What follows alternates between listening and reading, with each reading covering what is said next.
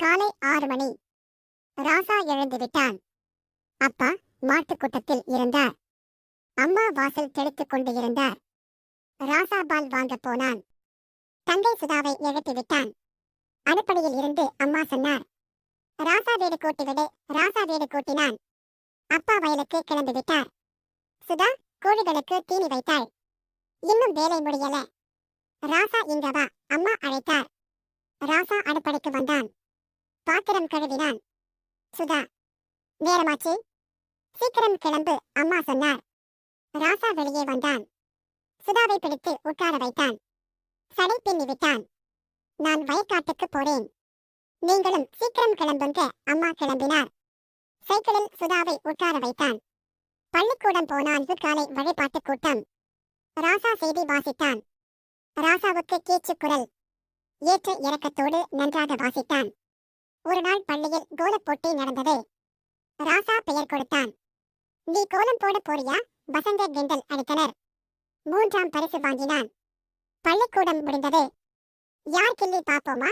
ராசா கபடி விளையாடினான். கபடி கபடி கபடி. அம்மா கீரை வாங்க சொன்னாங்க.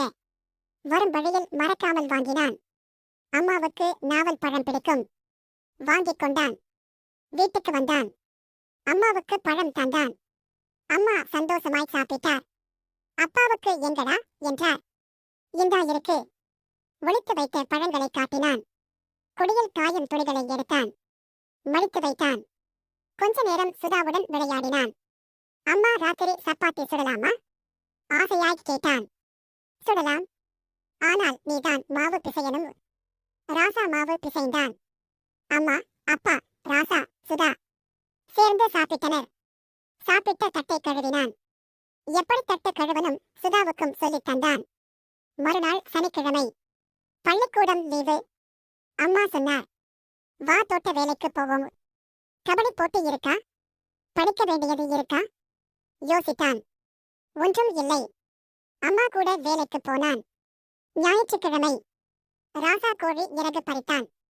வெங்காயம் உரித்து கொடுத்தான். அப்பா கோழி குழம்பு வைத்தார். தட்டு நிறைய கறிச்சோறு.